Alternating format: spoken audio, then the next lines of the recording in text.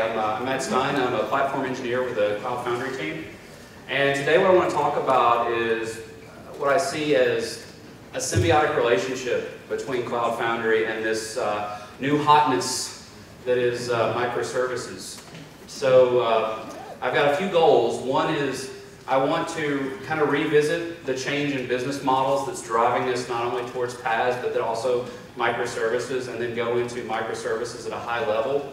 But then I also want to look at the pattern known as the 12-factor application, what happens to be the app dev model that Cloud Foundry is tuned for, and then show that microservices are in fact an ideal fit for that model, and then finally look at some of the challenges that come along with developing apps this way and how Cloud Foundry actually helps to mitigate many of those concerns. So I actually changed this slide this morning because James changed it finally. So we've all seen this, right? But just revisit it for one sentence to frame the microservices story has a very similar beginning to the Cloud Foundry story, and that's that we have stable industries, they've had entrenched leaders, and they're rapidly being disrupted. They're being disrupted by businesses that have software at their core. And so we throw this slide up a lot, and I actually fixed the valuation too. Right off the bat, you see Netflix, which is one of the early champions of this microservices approach, and they have a very routine presence on technical blogs and conferences where they talk about building applications this way. Now, one of the driving factors behind both PaaS and microservices is this need to produce business services faster because the market's moving faster and customer behavior is driving the need for change. And so as an example, we've heard a lot about Warner Music Group and how they developed their software factory platform around Cloud Foundry to meet that challenge. And the goal of all of these efforts is basically do one thing: shrink the distance between concept and cash and create this steady stream of value from IT to the business.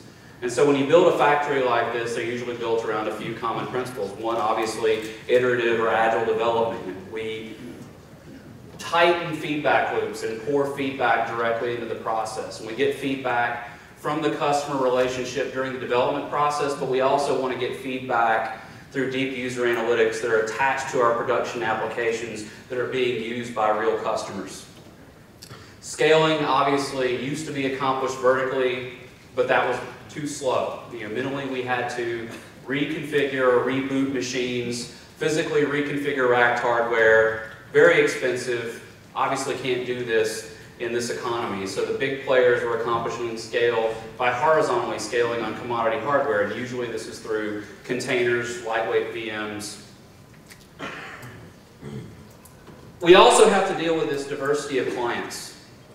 So this is the beginning of this year was the first time we measured that internet traffic was predominantly coming from mobile devices. 55%, 47 of that percent actually coming from native apps. And so the era of the fat client has began again, just albeit on a much smaller platform. So what we've been doing for quite some time now has flipped around. And then finally this idea of continuous delivery, that when we develop applications, we're continuously integrating, but not only that, we're building a package and we're taking it through an automated testing pipeline, deploying smaller batches more frequently, and automating all testing where if a test fails, we're not going to go to production, but if all of these tests actually pass, then the business gets to make the decision to pull that trigger and push an app into production. So you take all those factors together and they've driven a sea change in how we approach infrastructure.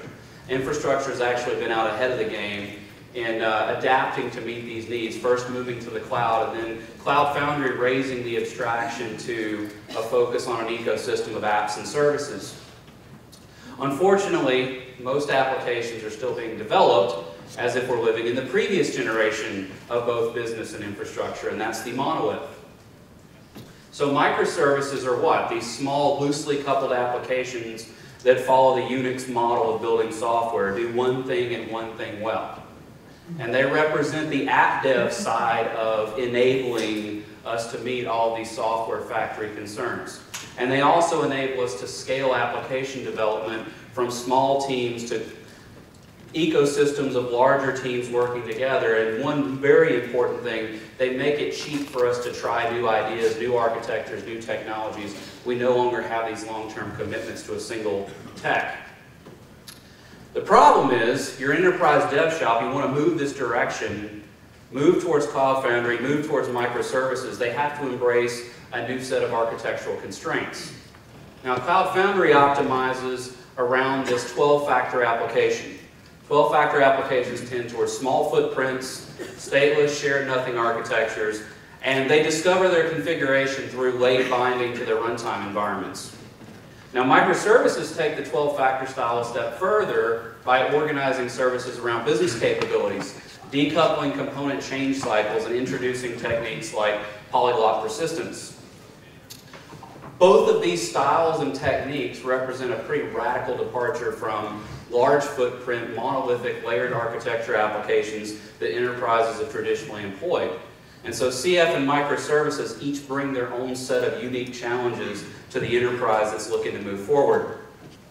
Now, while I was thinking about this problem of migrating to CF and microservices, I was reminded of the challenges associated with shops adopting extreme programming in the early 2000s. Customers would look at this set of 13 practices and they would naturally gravitate toward a few, but they would shun the others. And what was incredibly difficult to communicate, and I tried and failed several times, was this idea that many of these practices actually have crippling weaknesses when they're used in isolation from their siblings in the XP family. And so, as an example, practices like, say, refactoring or simple design tend to be extremely difficult to use well when they're used apart from, obviously, this polarizing duo of pair programming and test-driven development, you know, what testing in XP actually really means. So I came to this conclusion that there's actually a symbiotic relationship between Cloud Foundry and microservices. Now, I went to Wikipedia, and Wikipedia defines symbiosis as this close and often long-term interaction between two biological species. And you add in mutualism, it means that both of these individuals benefit. So an article was published very recently that said microservices are not a free lunch. And that's absolutely true. There is a significant cost associated with moving towards this style. Just like there's a significant cost associated with taking monolithic enterprise apps and moving to 12-factor. But if you look at the concerns, many of those that are expressed out microservices, they're exactly the same challenges that CF is actually intended to address. So one doesn't necessarily imply the other, but there is this symbiotic relationship between the two where each somehow compensates for the weaknesses of the other, much like the extreme programming practices did. So let's do a brief overview of what microservices are about. But first I want to define some terms. I used to not have this slide, and I added it in because I got tired of waving my hands about it. When I talk about simple and easy, or simple versus complex, easy versus hard, I'm actually talking about very specific things. Rich Hickey defined these terms this way in a talk he gave at Strange Loop back in 2011 called Simple Made Easy. The idea that we like to interchange these two words, but they're actually very different things. Simple is an objective concept. You trace it back to its root words. Simple goes all the way back to sim and plex. Sim means one, plex means fold or braid. So I've got a bunch of folds or braids floating around out here. When I take them and I make a complex, bring those things together, that's many things coupled. We should be able to look at a system and tell whether it's a simplex or a complex and come up with the same answer. Now, easy is very different. You trace ease back to where it came from. Adjacent, it means something that lies near to me. So my clicker here lies near to me. The camera in the back of the room is far away. Now, far away doesn't mean hard, so the analogy breaks down. But ease is a relative concept. And so we can talk about a system that is simple but hard, or a system that is complex but easy, which happens to be what the monolithic architecture is. So we have what? A large monolithic enterprise, usually relational DB, often pre-existing to the app. We have a layered monolithic architecture. We've got data access objects. We've got service beans. If we're in Java, we've got server-side MVC. We have templating. Perhaps we have a smattering of JavaScript and Ajax, and it's delivered to the browser. Now, what can we say about these? They're complex. You have a bunch of business concerns that are brought together in a single unit. but they're incredibly easy to build. Meaning, I start a code base, I open it up in the IDE, and I start coding. And if I want to call into another business concern, I just make a method call. They're very easy to start with, but the longer we build them, the harder they get to work with. Why? Because modularity is dependent upon the tools that the language or the framework gives us. I'm usually talking about Java. Java doesn't give us very good tools to do modularity. We have classes, we have packages, but they don't really prevent us from making bad decisions. We tried OSGI, it didn't take us very far from an enterprise app perspective. Now we're talking about services, maybe that gets us better, but we don't have to depend on the language at any rate in that particular situation, whereas with a monolith we do. Because of this, change cycles get tightly coupled together. Why are enterprises afraid of language like continuous deployment? Because they're afraid of, we're never usually at a point where everything all works at the same time. So this idea of deploying multiple times a day or even multiple times a week is very scary because all of these different business concerns are tightly coupled together. So we can't deploy as frequently as we want. We can't scale efficiently because, again, the part of the system that's getting hit hard is inseparable from the parts of the system that aren't. We have to scale up everything or scale down everything. Obviously, very intimidating to a new developer to walk into a code base that's 500,000 lines of code across multiple business concerns, and no one on the team actually knows what's going on in all of the application. So who's going to teach me this part when nobody actually knows? Also an obstacle to scaling development. You take 5 people, put them in a single code base, they might have a fighting chance of working together. You take 50 people and put them in the single code base, and all of a sudden everything falls apart from the overhead associated with communicating amongst all those people. And obviously we have this long-term commitment to technical stack. This is why we have frameworks that, if you're on the bleeding edge, have outlived their usefulness, but there are still companies that have huge app investments in things like Struts 1, which at the time was pretty cool, but we've moved on. So what's the difference between that and a microservice architecture? A few things. Primarily REST and message-driven services. Primarily this idea of polyglot persistence, where we pick the right data store for the job and we encapsulate the data storage semantics behind that service front end at the API level. We acknowledge the fact that we do have this diversity of clients. So we see tablets, we see phones, we see laptops, we see other apps that are talking to us. And then we have this API gateway layer that we use for things like aggregating services to reduce the chattiness on the network, protocol translation where a particular API can't work well with, say, AMQP. We reduce latency and round trips, we deal with mobile device fragmentation, and we build these use case and device-specific APIs that hide this cloud of services that are behind so that each of these clients doesn't have to know about everything that's going on, so we get benefits on both sides of the wall. Microservice architectures are what? Go back. They're simple because each of the one things is no longer brought together in a complex. They do one thing and they do one thing well, but we could argue that microservices are hard. They're hard to get started. We have multiple code bases. We have to start to really think about what our APIs look like, what are the contracts between these services, how do we orchestrate data flows. Modularity is based on component services. So no longer do we have to think about the Java class or the jar file or the package as being the unit of modularity. We now have fixed walls, code-based walls, API walls between services that make it a lot harder to do things like create circular dependencies and reduce encapsulation. Change cycles become decoupled, which means I can deploy smaller batches of things faster. That sounds like continuous delivery. I can scale efficiently because the components that need it get it, the components that don't are left alone. You walk into a microservice that might be hundreds of lines of code at biggest, but probably not that big. That's not intimidating to a new developer. I can take the 50 developers and divide them up amongst 10 or 12 services as opposed to one code base, and so no longer are they stepping on each other's toes. And then probably one of the most important ideas is that now it no longer costs me a lot to try new technologies. It no longer is a big risk to try new technologies because I'm working on very small capabilities. I'm isolating those behind an API. So if I make a bad decision, I throw it away, I replace it with something else. The rest of the system is none the wiser because all it's aware of is the API layer. So how do you build something like this? So Martin Fowler and James Lewis recently published an awesome article on microservices, and they actually give one of the better overviews of what the organizational restructuring to build microservices looks like. So typically management is focused on the technology layer. So they build UI teams, server-side logic teams, database teams.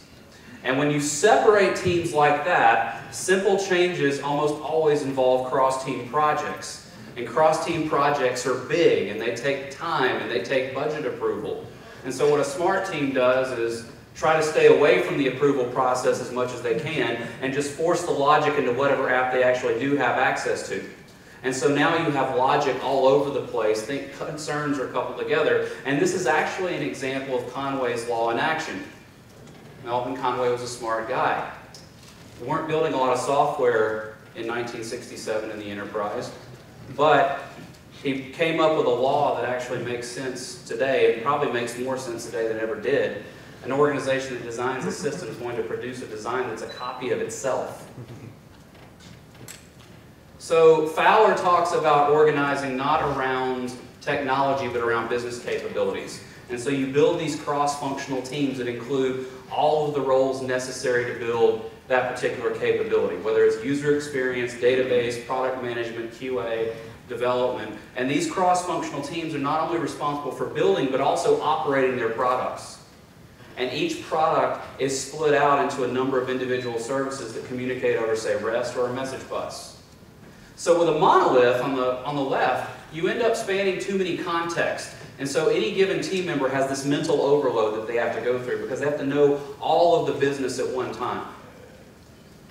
Enforcing modular lines in that situation takes a great deal of discipline. But we actually reduce that when we move to microservices. And we end up with, we've talked about it several times already today, this idea of 2 pizza teams. So around 6 people supporting services. So how do we partition? Many different ways. I can think about partitioning by nouns. So maybe I have a product info service, or verbs. Maybe I ship things, so I have a shipping service. It doesn't really matter which part of speech you pick. It's all about the single responsibility principle. Find one capability, do one thing well. As soon as you start to have more than one reason to change, then you have too many things built into that service, and you need to start to decompose again. Another way you can think of it is Unix pipes and filters. You're aiming to be decoupled and cohesive. That's how Unix tools work. Things like cut and sort and unique and less. They do one thing and one thing well, and they don't really know about what the others are doing. They're linked together with these dumb pipes. I'm linking standard in to standard out. So the smarts isn't so much in the communication mechanism as it is in the services themselves. A colleague of mine, Neil Ford, calls this choreography over orchestration. So we're using REST-ish protocols, we're using messaging. Think about going to a performance. When you go to the orchestra, there's a person standing in front of all the musicians, and he's directing them, he's telling them what to do. It's centralized control. The musician does what the conductor tells them to do at runtime. You go to the ballet, there's no conductor. The individual dancers do what they've agreed upon at design time. And at runtime, the individual dancers or components, they simply perform their roles. Interactions are decentralized. If 2 dancers get too close to another, something goes wrong, they adjust, they react. No one's telling them what to do. So now I want to switch gears and give a little overview of 12-factor app and how Cloud Foundry is tuned to support it. So each of the main bullets is a point straight out of the 12-factor app. So one code base, many deploys. Obviously, multiple code bases turn into a distributed system, and this is consistent with the CF application unit. We explicitly declare and isolate dependencies, so a 12-factor app never relies on the existence of system-wide packages. On Cloud Foundry, they won't be there unless you were to create a custom build pack that provides them. So you have to be explicit about what you're doing. Store config in the environment. This is nicely facilitated by CF. So we have a strict separation of config from code. We use environment variables. It's a language NOS agnostic standard. We have CF set env. We have application manifest, so this is easy to work with. We treat backing services as attached resources. We have very nice concepts like CF create service and CF bind service to expose this to the developer. There's no distinction in your app whether you're connected to a local service or a third-party service. Everything's in VCAP services, whether it's broker or user provided. It's one way of consuming other resources. Strictly separate the build and run stages. So if you think about the process of pushing an app on Cloud Foundry, we build a deployable package. We combine that with configuration in the environment, bound services. This is staging on CF. And then at runtime, we take the droplet, we deploy it to a DEA inside of a Warden container. We have a very strict separation between all of those stages. We execute the app as one or more stateless processes. So Warden containers, again, there's no app server clustering going on. There's no shared file system, at least not yet. And CF optimizes for this.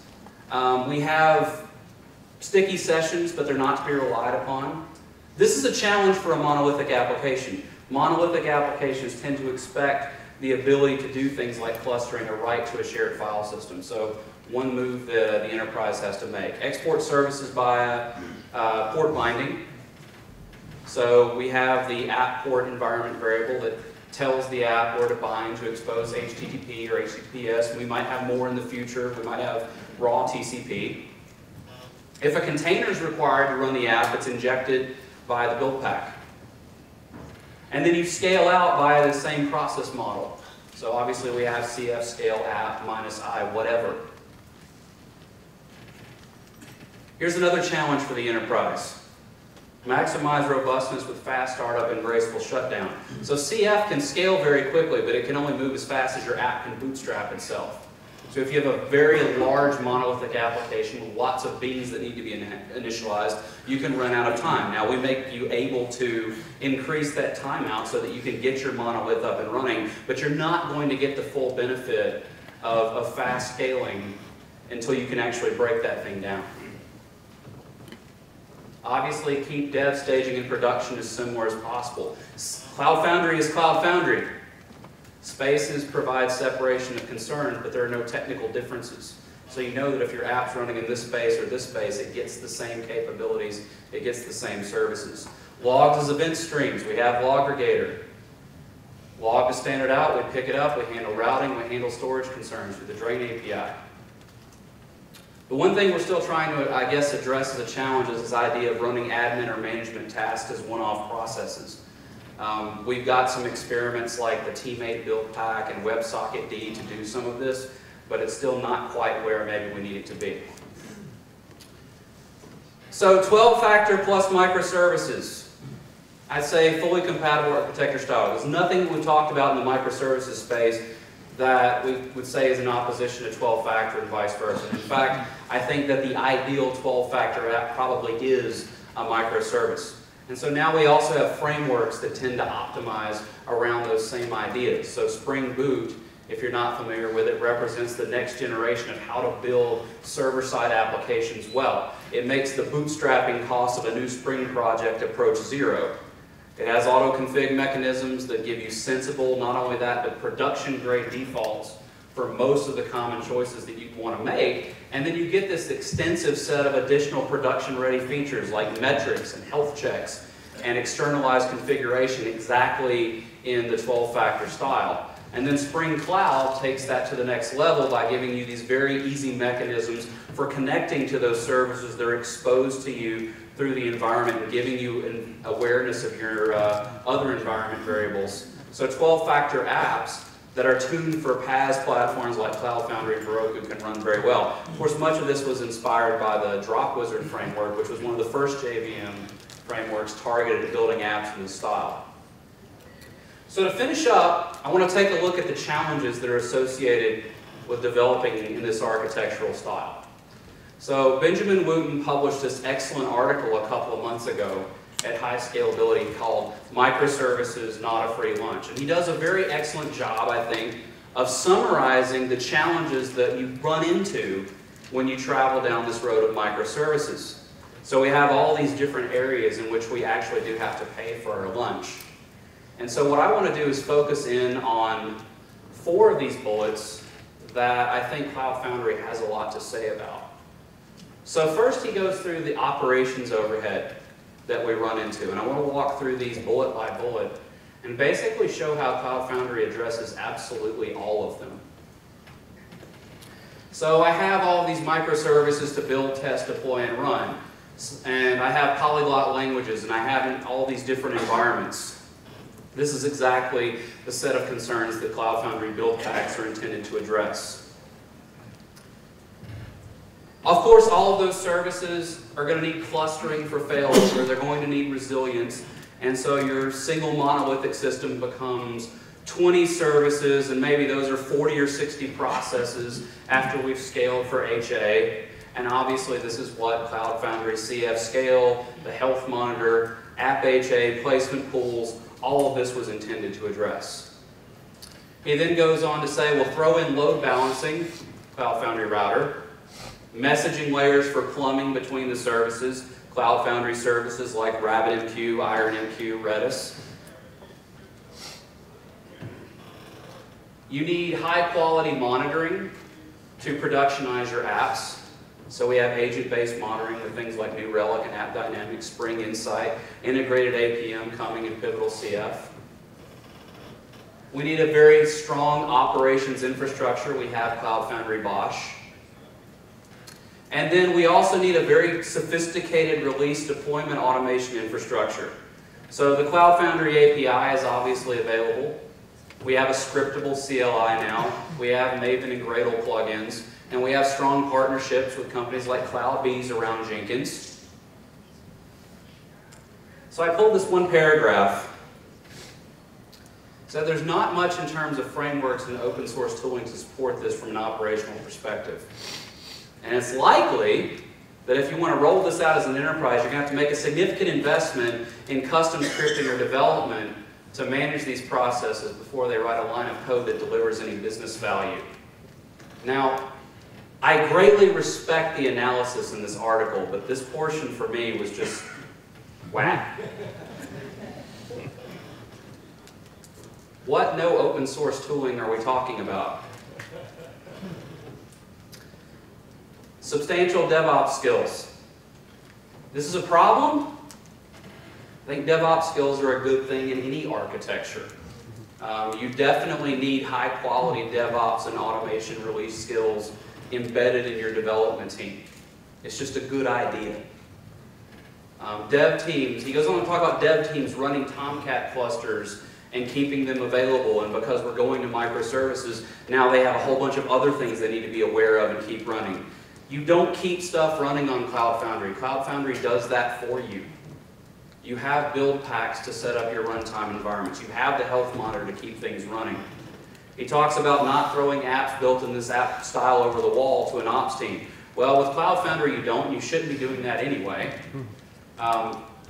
You need an operationally focused dev team that's production aware. Well, CF gives such dev and prod parity. I know what my code is going to look like when it's running in production.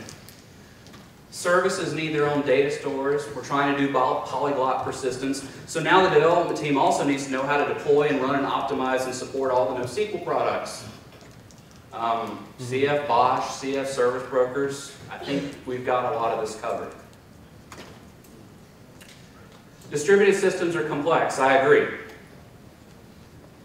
Once we have a distributed system, we have a lot of other things that we have to think about. We don't solve all of these in Cloud Foundry yet, but we start to solve some of them.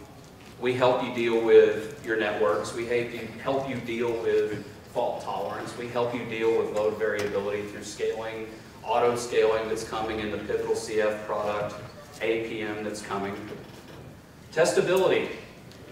It can be difficult to recreate environments in a consistent way for manual or automated testing. No, it's just CF push. Build packs do the rest. You add asynchronicity, you add dynamic message loads, it becomes harder to test systems because you can't set up the environments to test them. Well, Cloud Foundry deployment and service binding makes getting this type of system provisioned easy. And so it helps to mitigate that. It obviously doesn't get rid of knowing how to do asynchronous programming well, but it does enable us to get the test environments up. He goes on to say, idiomatic microservices involves less emphasis on testing and more on monitoring. Fine, if that were true, Cloud Foundry is enabling the monitoring approach. We have very cool stuff coming on that front. So we can start to spot anomalies in production, we can roll back, we can take appropriate action. But this idea that we don't do much testing in microservices, think about Cloud Foundry. What is Cloud Foundry? It's a microservices architecture. How is Cloud Foundry developed? Obsessive test-driven development. So it's not a set of concerns that you can't have together. So I think it's safe to say that microservices are an ideal style for developing apps for Cloud Foundry. And I think Cloud Foundry is an ideal hosting platform for microservices because I think where one is weak, the other happens to make it strong. Thanks.